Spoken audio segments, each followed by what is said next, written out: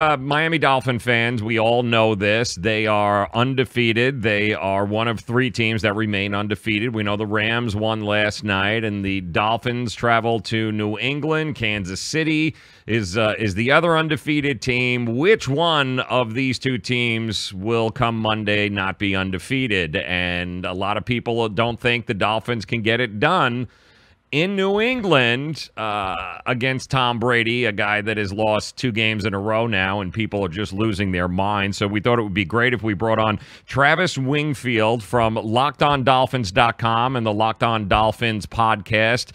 He joins us here via the Miami Acura hotline. And I got to tell you, there's not a lot of love being thrown towards, of all the undefeated teams, Travis, the Miami Dolphins are not getting a lot of love.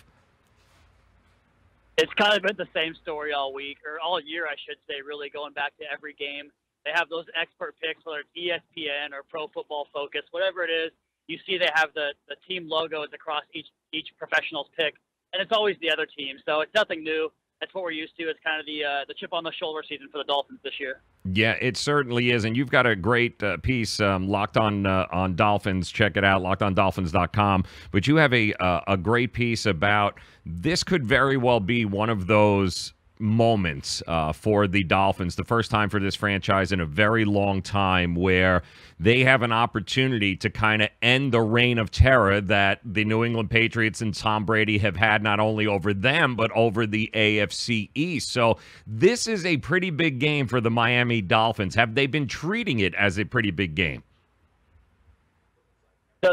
The message in the building, at least from what Adam Gase and all the players at the press conferences and stuff have said, is that it's just the next game.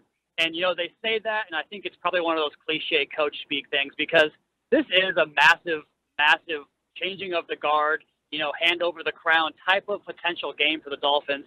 And I'm not saying that's the end-all, be-all. Like, if they win this game, they're all of a sudden going to be, the next Patriots.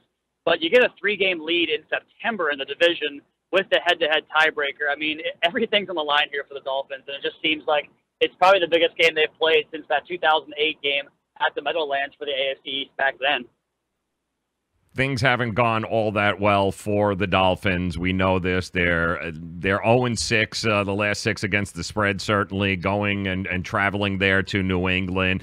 New England is home. It is a very difficult place to play, but a lot of people feel if the Dolphins were ever going to do this and get over the hump, this would be the game to do it. And yet, from a health standpoint, how healthy are the Dolphins going into this game? Well, they've lost a starter every week in the season so far to injured reserve. It was first Marquise Gray, the tight end, and then Josh Sitton, the left guard for the Dolphins, and then this past week, William Hayes. And Rashad Jones, the Pro Bowl safety for the Dolphins, had 2 picks in week 1, and then he got hurt in that Jets game week 2 and missed week 3 against the Raiders. And his health status is really the biggest one that bears watching right now, because he kind of changes the entire complexion of that secondary. You get Mika Fitzpatrick playing back in his regular slot cornerback role opposed to going back to safety. It just keeps everything in line. He's a veteran leader. He gets the communication calls in from the defense. So it's a big part for this defense to have Rashad Jones. So I think he's supposed to play, but we'll find out come Sunday. I think he's a game-time decision. Travis Wingfield joining us, LockedOnDolphins.com and the Locked On Dolphins podcast. Make sure you check him out. A lot of talk last night with Jared Goff about how nobody saw this coming from Jared Goff. They've already anointed him the greatest quarterback that's ever played the game after last night's beating of the Minnesota Vikings. And there were a lot of comparisons being made this morning. I thought was very interesting about how Jared Goff under Jeff Fisher and Nick Foles under Jeff Fisher, and how quarterbacks just die when Jeff Fisher is a head coach. And they're giving all of these excuses as to why it took so long for Jared Goff to kind of get to where he is right now. And I'm laughing because I'm going, well, nobody says that about Joe Philbin and Ryan Tannehill. Is it a fair comparison? Absolutely it is. I mean, you look at what they were the first couple of years in his career.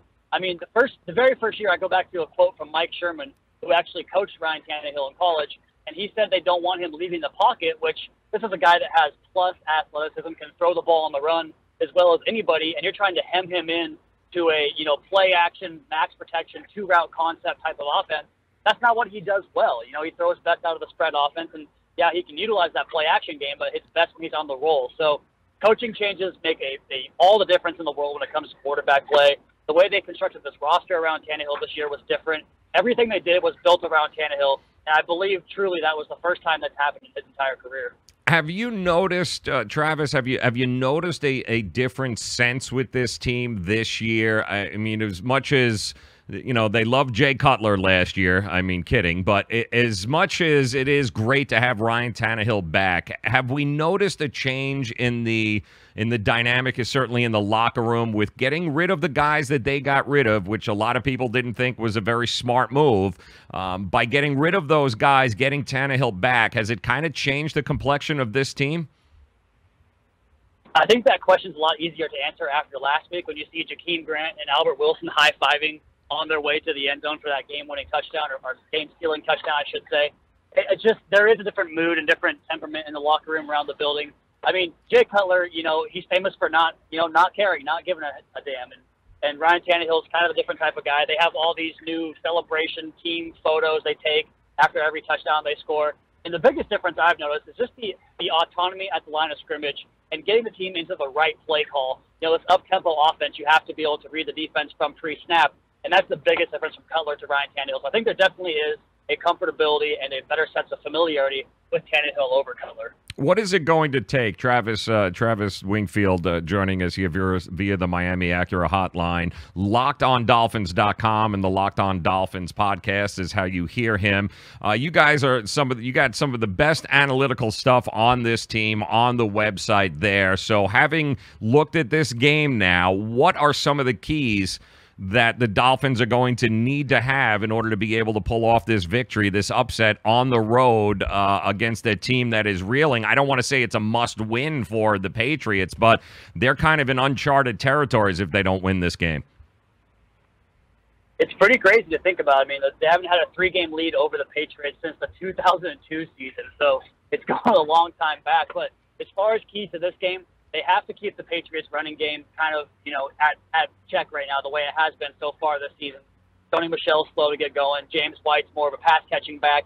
Rex Burkhead, Jeremy Hill, both out for extended time now. So if they can keep the running game in check, it just puts more pressure on these Patriot receivers that, frankly, aren't that good. I mean, Rob Gronkowski's the best tight end to ever play the game. But as far as wide receivers go, the Dolphins match up so well out there.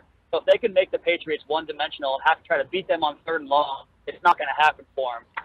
Yeah, just having the ability to have Xavier Howard, go up against like a Chris Hogan, that's a big matchup or a big mismatch in the Dolphins' favor. So being able to make the Patriots one-dimensional, forcing them to throw in 3rd and long into that tight man coverage is going to be difficult for Brady. And then on the other side of the football, the Dolphins' 3rd down offense has been atrocious this year too.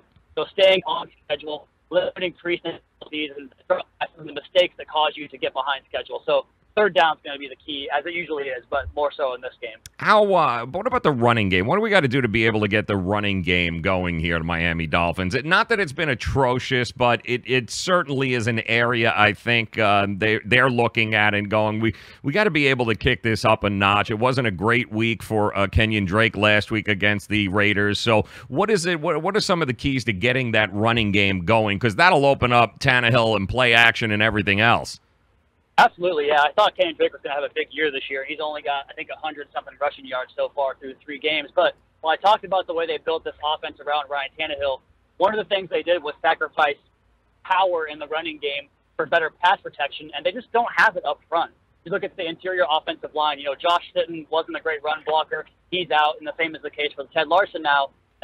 Dan Kilgore at center, Jesse Davis at right guard. These guys aren't going to blow guys off the ball, so it's difficult to run inside for this team.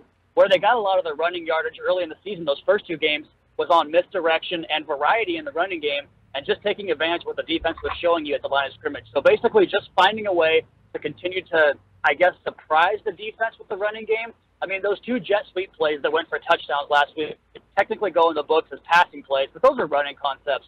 It's just stretching the defense horizontally. And I think we'll see much of the same with that in this game on Sunday. It's horizontally running game as well as the screen game on offense to just continue to stretch that defense out.